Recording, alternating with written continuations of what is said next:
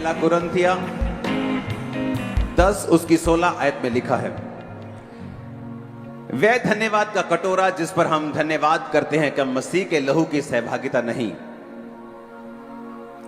The cup of blessing which we bless, is it not the communion of the blood of Christ?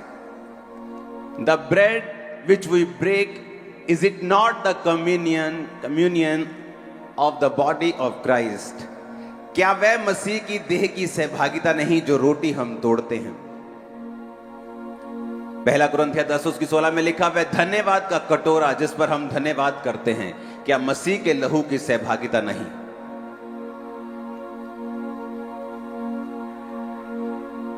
और English में लिखा है the cup of blessing.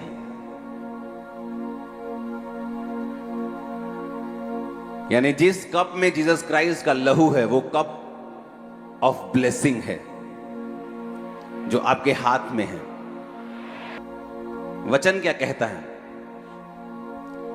वचन कहता है कि प्रकाशित वाक्य एक बाइबल की ऐसी पुस्तक है जिसको सिर्फ पढ़ने वाला अगर उसे कोई पढ़े तो परमेश्वर उसे ब्लेस करेंगे। बाइबल का वचन जो है वो सच्चा है, हमें ये मालूम है। और बाइबल का वचन ये कहता है कि द कप ऑफ ब्लेसिंग, यानी वो धन्यवाद का कटोरा, यानी जो जीसस क्राइस्ट का जो लहू है उसे हम कप ऑफ ब्लेसिंग बोलते हैं। जिस कप में वो लहू है, क्या वो, उसने कहा क्या मसीह के लहू की सहभागिता नहीं। द कप ऑफ ब्लेसिंग यानी आपके हाथ में जो है वो ब्लेसिंग है। लेकिन इसमें एक घुमावदार बात यह है, उत्पत्ति 14 उसकी 19 आयत में लिखा, उसने अब्राम को यह आशीर्वाद दिया कि परम प्रधान ईश्वर की ओर से जो आकाश और पृथ्वी का अधिकारी है, तू धन्य हो। इंग्लिश में पढ़ेंगे इसे, and he blessed him and said, blessed be Abram of the most high God, possessor of heaven and earth. उसने कहा अब्राहम को धन्य हो तू, यानी तू ब्लेस्ड है, ब्लेसेड बी अब्राम। और जीसस क्राइस्ट के लहू को भी कहा गया द कप ऑफ ब्लेसिंग। जब इस ब्लेसिंग शब्द को हम इब्रानी ओरिजिनल भाषा में पढ़ते हैं तो इस ब्लेसिंग का मतलब है ग्रीक भाषा का 1288वां शब्द। बाराक का मतलब है इंप्लीकेशन टू ब्लेस गॉड, और लिखा वाइट का वर्स यानी उसके उल्टा यह है टू कर्स गॉड। यानी ये शब्द ऐसा था जो बाराक शब्द यूज किया गया कि ये ब्लेसिंग के लिए भी यूज किया जाता था और कर्स के लिए भी यूज किया जाता था। तो जब परमेश्वर ये कहता है द कप ऑफ ब्लेसिंग, कि वो कप, वो धन्यवाद का कटोरा, वो ब्लेसिंग का कटोरा जो तुम्हारे हाथ में है, जिस पर हम धन्यवाद करते हैं, क्या वो मसीह के लहू की सहभागिता नहीं है?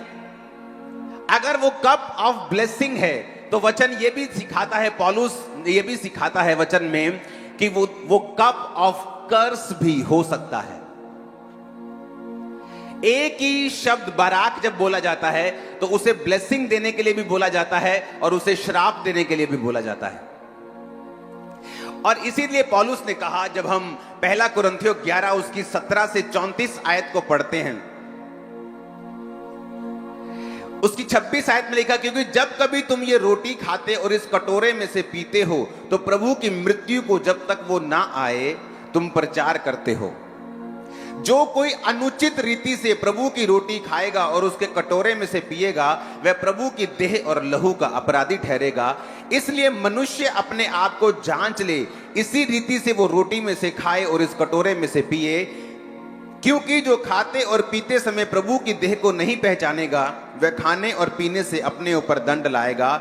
इसी कारण कलीसिया में बहुत से लोग कमजोर हो चुके हैं और बहुत से बीमार हो चुके हैं और बहुत से मर गए हैं, यानी सो गए हैं। यदि वो अपने आप को जांचते तो दंड ना पाते। अब पौलुस ने कहा ये कप ऑफ ब्लेसिंग जो है ये कप ऑफ कर्स भी बन सकता है। इसीलिए उसने कहा कलीसिया में बहुत से लोग बीमार हैं, कलीसिया में बहुत से लोग शारीरिक रूप से बीमार हैं, शारीरिक रूप से कमजोर हैं, फाइनेंशियली कमजोर हैं, अपनी लाइफ में वीक हैं। क्योंकि उन्होंने परमेश्वर की देह को एक स्नैक के रूप में या एक रीति रिवाज के रूप में खाया है।